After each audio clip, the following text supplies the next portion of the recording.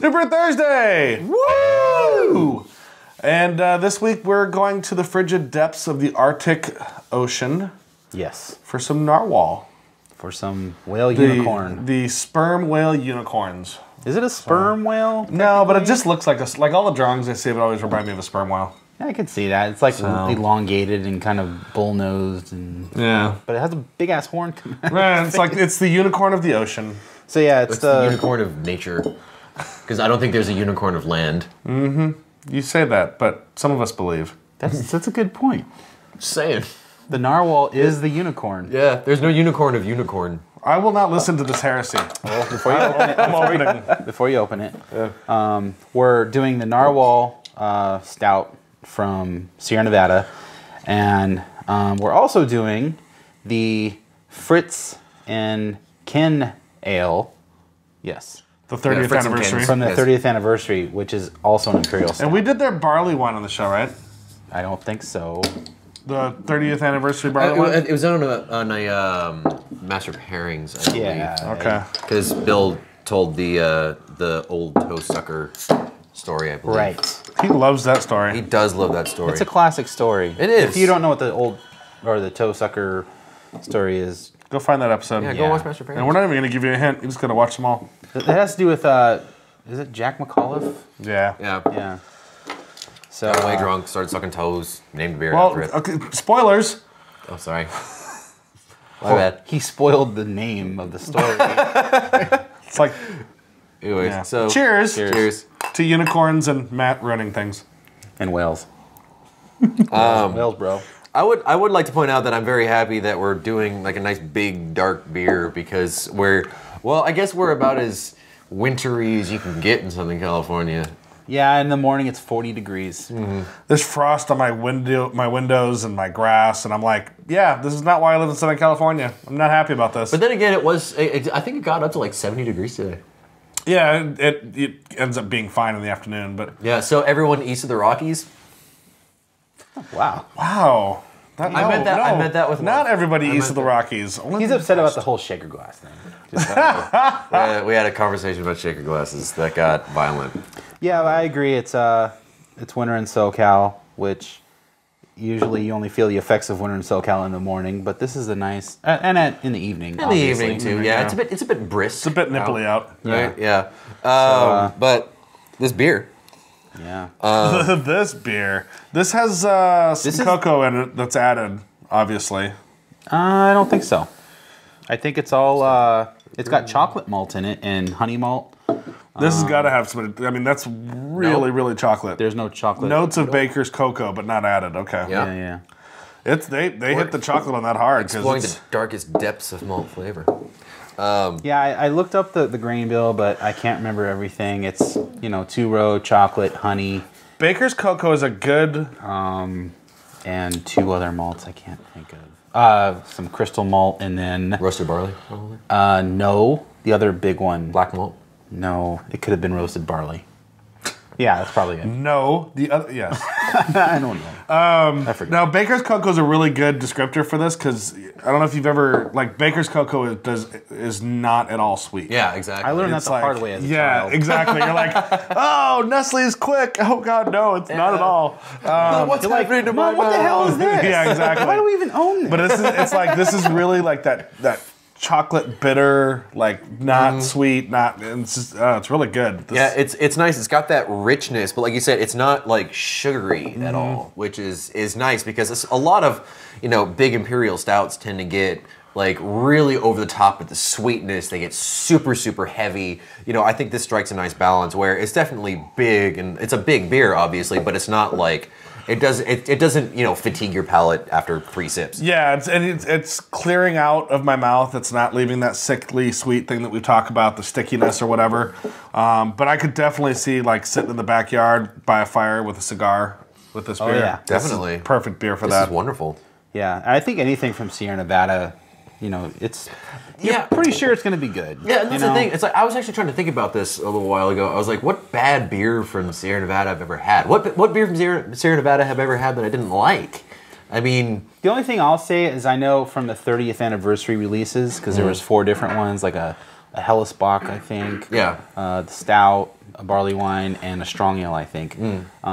There were differing opinions on those. Yeah. But those were kind of Those are their outlandish one-off. beers. Yeah, that's their. We have never dialed this in. We're just brewing it right Right. now. Like all their beers are all very dialed in, very consistent. Very, But even I think those beers were dialed in too. It's just a Yeah. matter of taste. So, but to answer your question, I think that was really the only thing I've ever seen as far as criticism on Sierra Nevada goes. I mean, they make straightforward beer. Yeah. they're the really perfect good. brewery to introduce somebody into craft beer and allow them to almost fully explore craft beer without ever leaving Sierra Nevada. Just within them. And it's so funny because like they hit so many notes perfectly. I mean, if you want, just a really good, solid, like standard IPA. Yes, I'm kicking you. Playing footsies with me. Yeah. No, but I mean Torpedo. I mean that's such a perfectly done but pretty relatively middle of the road kind of IPA. It's not super extreme in any way. It's just very well. Torpedo's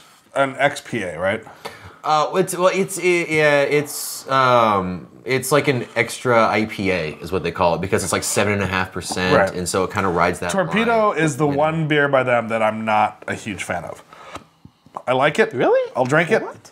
But I prefer. I think it's just a personal thing with the hop bill for me, where it's just a little bit too much bitter on the front end.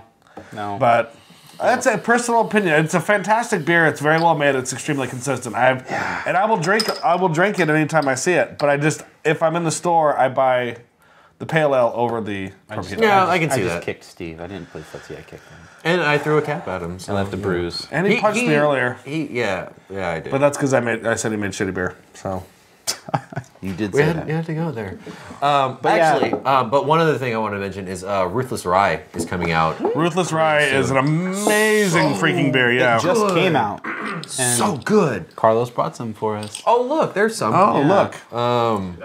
Yeah, they came out. I think the Carlos. first time that came out was last year. Yeah, Well, Yeah, last year because- was 4 days ago. Right. But was that 12 or 11 that it came out? It was I wanna say 12 because yeah. I was up in Healdsburg, and when I had it the first time on tap, Okay. and I got really, really, really messed up on that. I remember the first time I saw the ad Ended up laying for that. face down in a bush that night. that was the Bush incident. That was the bush incident. Yeah. Nice. So Cue picture. I also came home with a wine barrel that I have no idea how I got. Oh, I know how you got it. You told me how you got it. You told I me think we I were told gonna the do entire it. internet on Twitter that night about Yeah, it, but I don't exactly. remember it at all. So. Yeah, there were a bunch of extra letters that Did were you come up with thrown like in. a few of them? Well, no, I think because everyone else was there was like, I want one too, and so we loaded up Sean's truck with wine barrels. That's right, apparently. Sean and Jessica. got And them, so anyway, yeah. Oh, memories. yeah. But as far as the beer goes, I mean, it's a solid Imperial yes, Stout. this beer. It's like 10.2, I believe. It's a big beer, yeah. This is you're definitely not going to swig a 6-pack of Yeah. this in a night. Yeah, well, it comes in a 4-pack.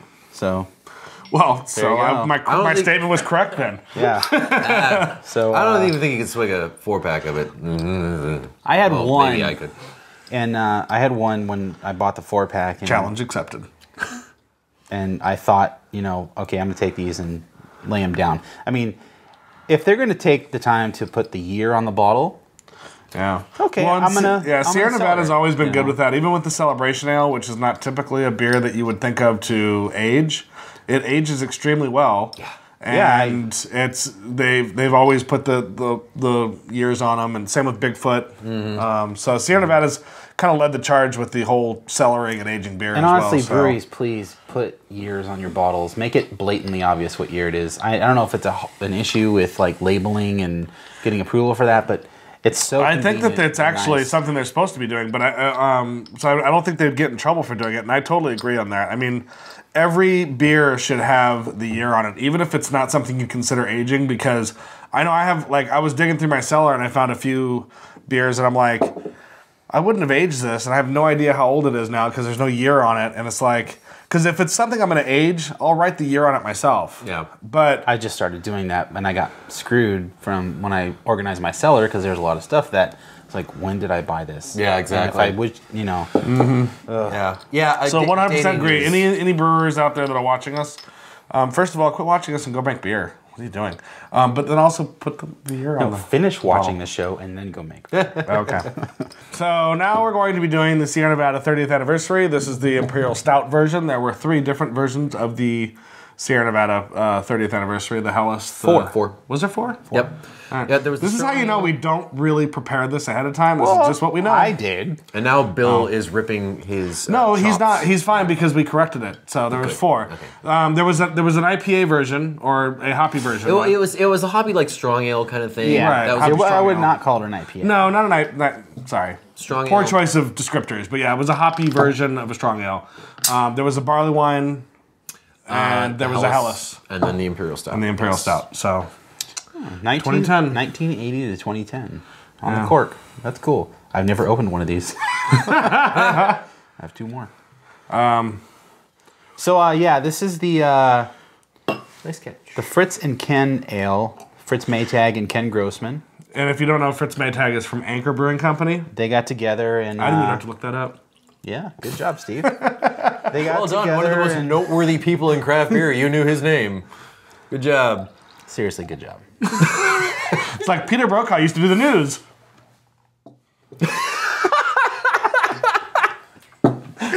Really? No one knows Peter Brokaw here? Really? No? I think you're talking about Tom Brokaw. Peter Jennings. Peter Jennings. Oh, he died. I combined all of my childhood into one. Oh, Jerry Dumphy. Tell me everybody remembers Jerry Dumphy. I know Jerry Dumphy. Yeah, right there. The white hair? Yes, it glowed on the freaking TV. All right, It was sorry. almost purple. Yeah, I know. All right, sorry. Cheers, number 2, shall we? Cheers to Jerry Dumphy. So, yeah. A moment of silence. How about cheers to Sierra Nevada? All right, fine, whatever. Fuck So Jerry they Dumphy, put this apparently. out a couple years ago. It's 2013 now, barely, but I'm not sure when it came out in 2010. It's got. It's got some oxidation on it, but not so much that it, I think, negatively impacts it. Yeah, it's got a lot of like coffee character to it. It's kind of Coffee. interesting, like how you have 2 pretty.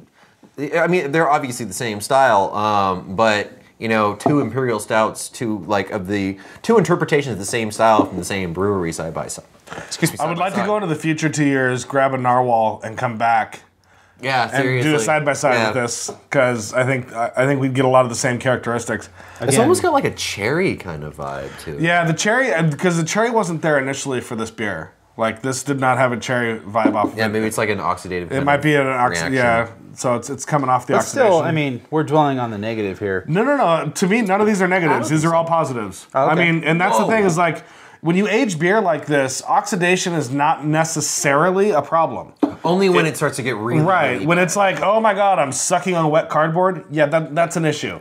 But oxidation, just like in wine with beer, will bring out nuances and flavors that you wouldn't have gotten initially that Yeah. actually enhance the beer. Yeah, like So- that cherry character in the aroma is one thing, but man, I took a sip of that stuff and that's coffee, like coffee bomb. Yeah. It's got like almost like a Kenyan like fruity kind of coffee sort of note to it. You know what I mean? Very smooth. too. Yeah. No, it's silky. For well, it's 9.2, so it's kind of on the I think lower end of an Imperial, Right. but Yeah, for like American the interpretation. Narwhal was 10. That's Yeah. It's an imperial level 1.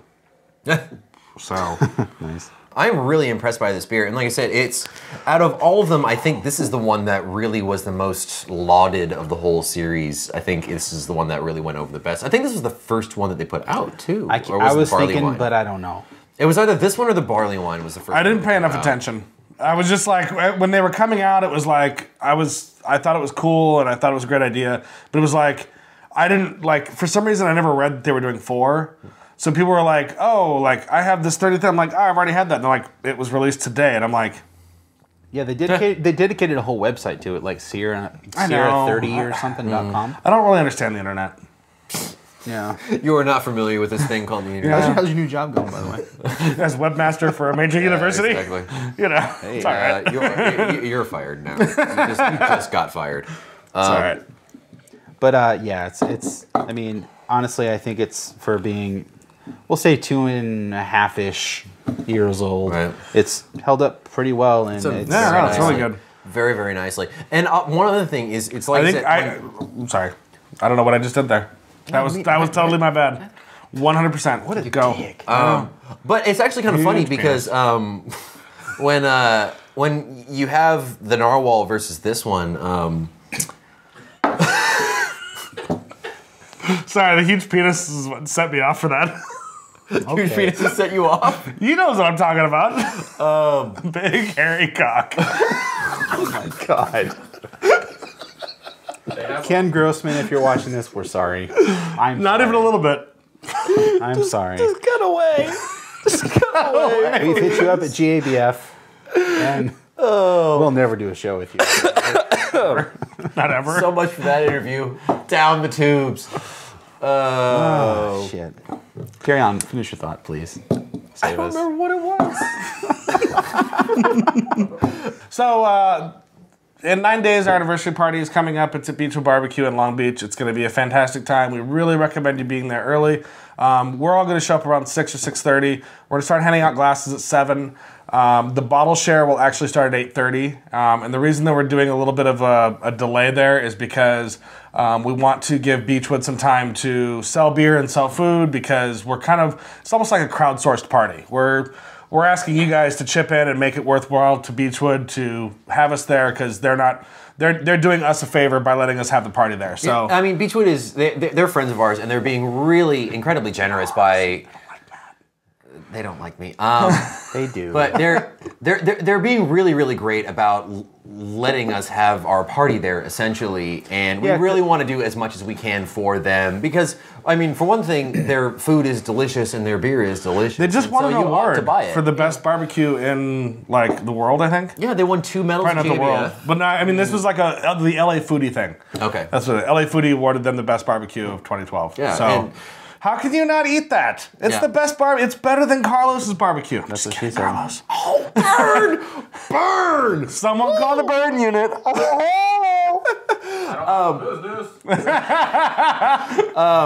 But anyways, yes, please come out to the party and hang out. And honestly, if you've never been to Beachwood, I would say come even earlier so you can hang out there for longer, because it's such a great place. Okay, It's yeah. worthwhile, I mean, the bottle share that we're going to do is going to be pretty epic, but aside from the awesome house beer that they have, Julian is one of the best brewers, I think, in Southern California. They have a draft list that's pretty unbelievable. Yeah, Yeah, I and mean, they there's always have 40. There was 40 some guest taps, and then 10 of the local beers. It's one of those things. Every time I go there, I'll look at even the guest list, and I'll see something that I've never even heard of. Yeah, and I mean, this is going to sound extremely cocky, and I apologize for that, but it's very difficult for me to walk into a craft beer bar and be like, I've never had that before, I want to try that. Beachwood always has something. And Beachwood always provides that to a level of like, I can drink 4 or 5 beers I've never had before. Yeah, and they are a sponsor of the show, and we don't gush because they're a sponsor. We gush because they are actually the real deal. They're awesome. Yeah, they really are. And Julian's all kinds of sexy. Well, so I love is you, Gabe. honey. Gabe is too, yeah. But Gabe just had a kid. It just feels weird to hit on him. Well, his wife had a kid. Well, they had a kid. She's pretty hot too. I'm say it. Well, that happened. So, cheers and stay safe and drink beer.